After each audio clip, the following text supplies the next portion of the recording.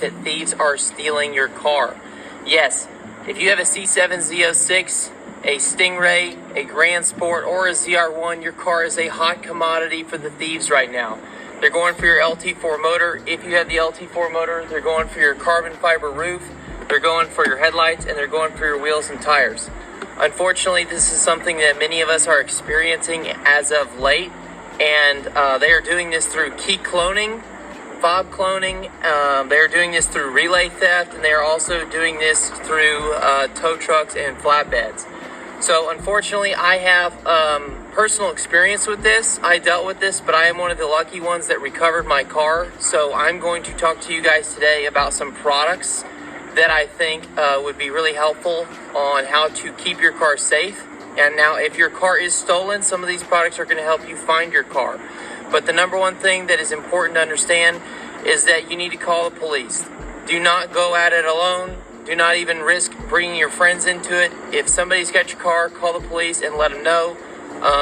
It's a very, very dangerous thing. You're dealing with thugs, gangs, and cartels in a lot of these things. These are big theft rings, but time is very, very important. And the person who's stealing the car is most likely not the person who's chopping it up. So if you act quick and have the right equipment, there's a really good chance that you can recover your car.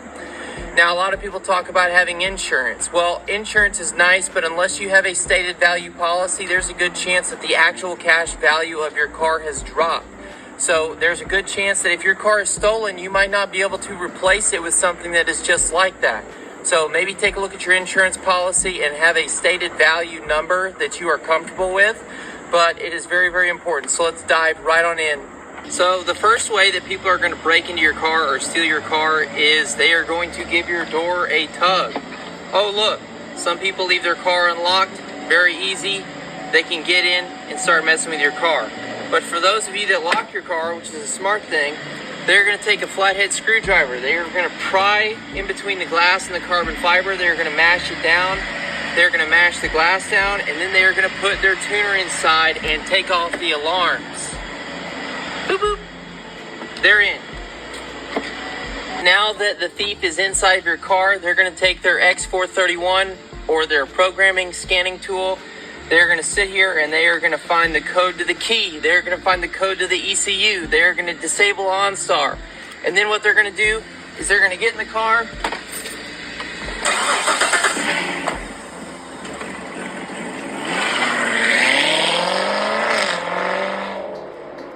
Okay, so the key programming and key cloning is most likely going to happen on the street or at an apartment complex. But what is also common is the second one, which is relay theft. Relay theft generally occurs when your car is parked outside of your house. I'm going to use a radio and an iPad to demonstrate this because I don't know what the heck those guys use, but this is also very common on how thieves are breaking into your car. They're going to pull up. One of them is most likely going to drive the other car home, and the other one is going to drive the stolen car home. The guy number one is going to go up towards your house. He is going to be looking for the signal, the key signal, that your key is transmitting. Your key is always transmitting some sort of signal trying to find the car. And your car is also trying to receive the signal at the same time. So one guy is going to be up looking around your house, and the other guy is going to be holding a relay box trying to get the signal so he can get inside the car and trick the car into thinking that the key is with them.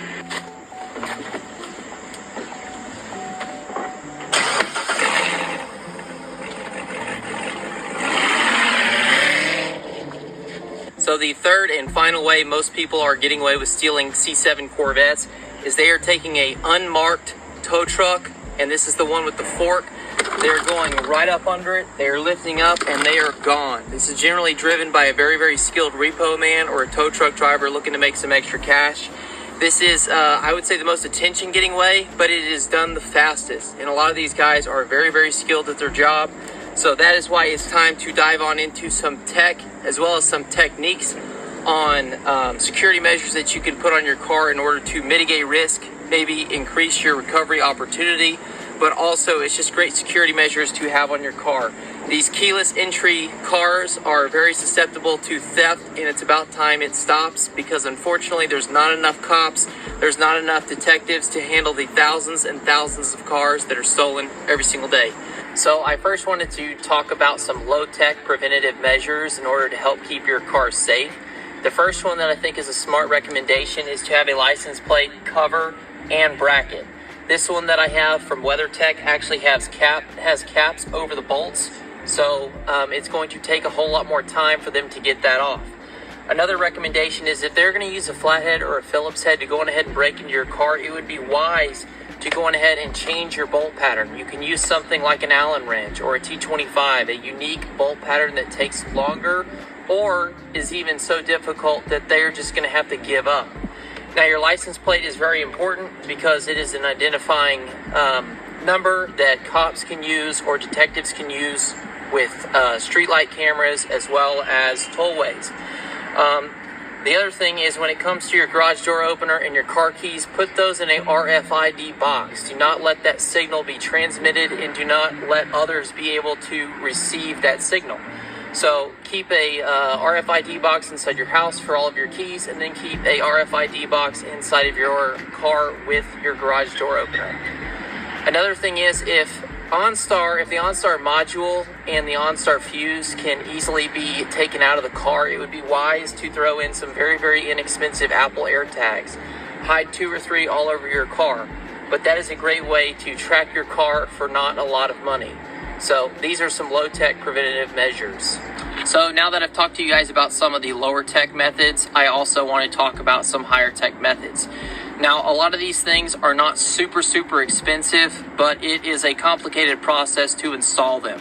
So I will leave all the links for you guys to check out a lot of these products. A lot of these products are going to want you to place an order at a local dealer and have them install it, which I recommend. I recommend that you let them do all the splitting the wires and hide all this stuff so it's not easily destroyed or visible if a thief tries to break into your car.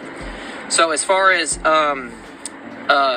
theft security, I think a lot of people are either going to use the IGLA, which is a company that I think it's called Author Alarm. Basically, they have a PIN code, so that way you touch certain buttons on your steering wheel that basically are the kill switches for your engine as well as your fuel. So a 2 kill switch system is a pretty smart way to make sure that they don't even get to move the car. Another thing is a OBD diagnostic port blocker. This is a blocker that goes over your OBD port that stops them from messing with OnStar, messing with getting your ECU code, messing with your computers, and being able to duplicate keys. Another thing that has been mentioned in my exotic car group is a Revelco anti-theft device. Their website seems a little bit more outdated, and a lot of the professionals are using IGLA as well as CompuStar.